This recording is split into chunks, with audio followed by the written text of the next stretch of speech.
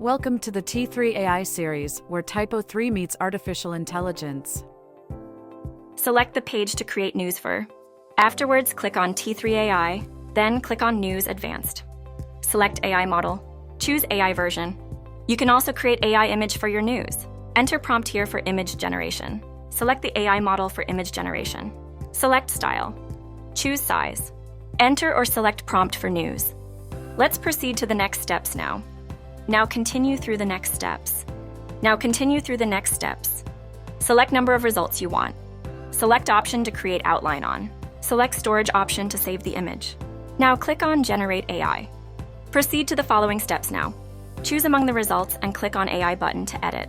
Now continue through the next steps. After that, click on Save News Records. Click on Yes. Next, move on to the subsequent steps. News is generated, you can edit it here. Thank you for watching the T3AI series.